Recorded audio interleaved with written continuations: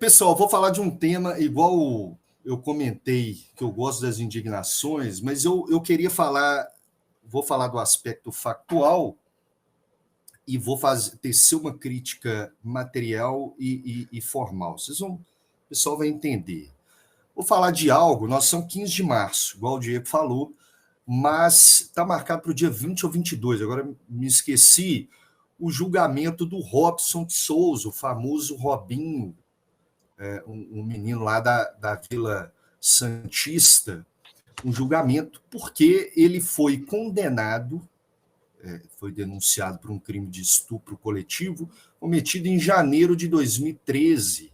Jogava no Milan, né, Gui? Oi? Ele jogava no Milan. Jogava no Milan, ele estava numa boate na Itália, e ele com amigos, eles estupraram uma moça que tinha seus 23 anos, de origem albanesa ali. E isso foi em 2013, por interceptação telefônica, mensagens de celular, o Robinho foi denunciado e condenado, uma sentença definitiva lá no Tribunal de Cassação, chama Tribunal de Cassação, o STF da Itália, em janeiro de 2022. Portanto, às vezes fala assim, a justiça brasileira, né, demora. Aí, no caso da justiça italiana, 2013, o fato, em janeiro de 2022, a sentença definitiva de 9 anos de reclusão, e o Robinho vai pagar ainda 60 mil euros de multa, que não deve, se a gente multiplicar por 6, aí, 360 mil, não é nada grandioso em termos financeiros para o Robinho. O MP até chegou a pedir a preventiva dele, fazendo um contraponto com o caso Daniel Alves. O MP pediu, mas o juiz indeferiu. Daniel Alves foi preso preventivamente, mas na Itália o Robinho ele saiu da Itália e veio para o Brasil. O que a Itália fez? A Itália pediu a homologação. Primeiro pediu a extradição do Robinho para ele cumprir a pena na Itália. Segundo, pediu a homologação dessa sentença, dessa decisão. E aí o caso fica interessante, porque algumas pessoas já chegaram para mim, por isso eu trouxe esse caso aqui para a gente debater, e é um caso, aí eu não vou ainda no aspecto formal que eu quero discutir, que o Hélio falou bem, que parece que hoje no direito, o direito processual ele não é autônomo, ele não serve para nada. A gente está sujeito a subjetividades, às vezes, do Poder Judiciário, usando o direito material ali para descobrir a versão subjetiva deles, o que é a justiça, do que é a verdade, e aí pau no direito processual. O direito processual não serve, ele é um instrumento, ele não é nem autônomo, mas ele é um instrumento para a justiça pessoal, como se a moralidade, a gente tem o artigo 37 lá da Constituição que fala em moralidade, mas como se fosse a moralidade pessoal, uma moralidade privada, e o direito processual não sendo um direito público. E aí o pessoal falando assim, tem que ser extraditado, deixa, mais um criminoso, manda para a Itália. Mas a gente tem uma norma constitucional que não foi criada no governo anterior. Eu friso isso, que parece que eu estou de um governo ou é de outro, né, nesse momento. Não, a Constituição, brasileiro nato não tem que extraditar. A gente resolve aqui com os nossos nacionais. Estou falando de naturalizado, não tem suas exceções. Mas o nato não tem que ser extraditado. Então, Itália, não. E obedecer a sua decisão tem a soberania, que também é uma norma constitucional. É uma soberania nossa, não é pegar a sua decisão e colocar a goela dentro.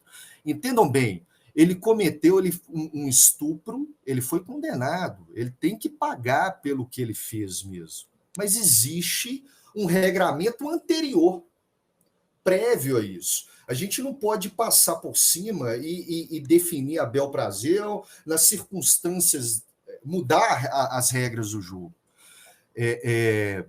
Aí fala homologação de sentença estrangeira. Há uma discussão, e aí eu até me baseei em determinados professores, o Valério Mazzuoli, por exemplo, ele fala o seguinte, e há até visões contraditórias a ele, mas eu gosto muito do posicionamento dele. Ele fala o seguinte: olha, até a homologação, o STJ, e aí o Poder Judiciário como um poder contramajoritário, ele não tem que olhar, ele não foi eleito, até alguns países em que juiz é eleito, a gente já viu, já sabe disso, mas aqui não, o poder contramajoritário, ele não tem que ver a opinião pública. O Lima Barreto falava, né? O Brasil ele tem público, ele não tem povo. A gente fica, né? Parece que estão votando aí, Big Brother, e o STJ tendo que decidir. O ministro o Francisco Falcão tem que decidir, por pressão, homologar uma sentença que, na lei de imigração nossa, que é uma lei de 2017, não vou me lembrar agora o número dela, né? 2017, lei de imigração, fala que não cabe nem a homologação em caso que não pode haver a extradição. E aí... E não cabe não, tá, Guilherme? Pois é, mas tá para ser definido isso. O Fernando Capês, inclusive, o outro também cobra, procurador de justiça, ele veio falar assim: olha, eu não caberia nem a lei de imigração, porque a lei de imigração é posterior ao fato. Então, o Mazzuoli fala da lei de imigração para citar isso. Então, o que caberia? Caberia um tratado bilateral. O tratado bilateral que também não veio no governo anterior, nem nesse governo. O tratado bilateral é lá de 92, 93, o decreto é de 92, firmado até um pouco antes. Um tratado bilateral que a Itália está cansada de saber o seu conteúdo, o Brasil está cansado de saber o seu conteúdo, que não cabe também para sentença criminal. Não cabe isso nem utilizando um tratado. Mas e a possibilidade de um acordo de reciprocidade? Aí você vai falar que um tratado, que é um contrato entre o Estado ali, é superior a uma promessa entre dois indivíduos. Então, assim, não caberia uma promessa de reciprocidade onde há um tratado bilateral, poxa. Você passa por cima do Congresso, porque houve uma autorização do Congresso desse tratado. E aí, para uma promessa de reciprocidade do Executivo ali, vai passar por cima. Então, não estou falando que o Robinho, o material que eu queria falar, eu busquei números, pessoal, para a gravidade da situação. Esse número é de 2019, uma pessoa estuprada a cada 8 minutos. 8 minutos. E a maior parte dela é menos de 14 anos. E a maior parte dela por elementos, pessoas, a grande maioria mulher, elementos, pessoas em volta ali, conhecido. Pode ser um integrante da família, também pode ser um vizinho, um colega, um amigo da família. Isso, assim, é absurdo. Não há na faculdade de Direito, não há, pelo menos as que eu vi, na faculdade de Medicina, uma matéria sobre educação sexual, ou sobre o direito à violência de gênero. Não se discute, não tem uma cátedra disso sobre esses assuntos. Por quê? E aí eu falo de educação sexual, o homem se achar que é o que vocês viram, perdão, dele. abrindo aí, a minha primeira aula aqui, eu até postei stories, a primeira aula foi um seminário de violência de gênero em que se discutiu muito a questão das mulheres na América Latina, dado ao escravagismo cultural, que reverbera até hoje na Europa. Isso. Segunda aula, Diego, segunda aula, exatamente o nosso tema. O sistema de provas no Supremo Tribunal da Espanha. Aí. É só alguém perguntar para alguma pessoa feminina, do sexo feminino, se você, como homem, já sentiu Isso é um absurdo no Brasil e na América Latina, igual o Hélio está falando. Então, assim, materialmente, isso é grotesco, um homem não saber que ele está cometendo uma violência. No caso do Robinho, a pessoa estava completamente embriagada. Achar que por estar embriagado é um estupro de vulnerável, mas por estar embriagado ali, ela não falou não, houve consenso. É um absurdo. Isso diz muito sobre a estrutura da nossa sociedade, o que nós estamos educando, enfim. Então, materialmente falando, eu não tenho nenhuma espécie de defesa sobre o que o Robinho fez, mas fazendo o contraponto, ele não pode também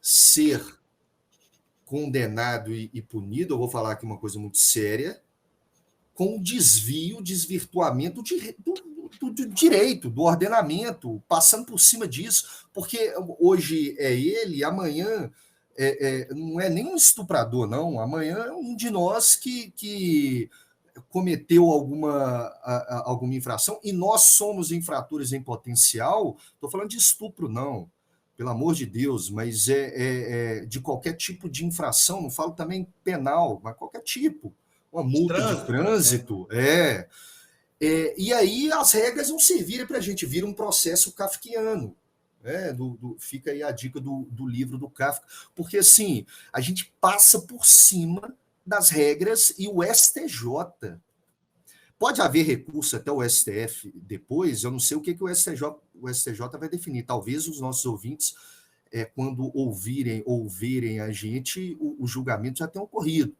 Mas tudo leva a crer que pode haver homologação disso em detrimento do ordenamento processual. Isso é muito sério. Isso é muito sério. E a gente vê, se o STJ está fazendo isso, acontece na primeira instância. Em qualquer comarca aqui, a gente vai sofrer isso, né? Esse subjetivismo, essas decisões esdrúxulas que não respeitam a regra, mas sim um sentimento de moralidade, de justiça, de um juiz que tem a sua vivência, aí, fazendo a conexão com o que o Hélio e o Diego falaram, que tem o seu sentimento, a sua noção, o seu sentido de vida, impondo isso. E aí, minha filha, aí vira casa de doido, né? Eu entendi. Eu gostei muito de um ponto para o qual você chamou atenção. Está se fazendo um esforço, até mesmo violando, violando as normas processuais brasileiras para punir o Robinho, que cometeu um ato desprezível, óbvio, ilícito e desprezível. Ô, Diego, mas por que não se dedica, a pressão popular não exerce a mesma força para que aqui dentro a gente cuide dos nossos problemas? Não, eu acho mais sério, porque assim, a Itália fez isso sabendo das regras. Por que ela fez isso? Será que achou que aqui a gente dá um jeitinho? Do mesmo jeito que a Itália faz. É típico dela.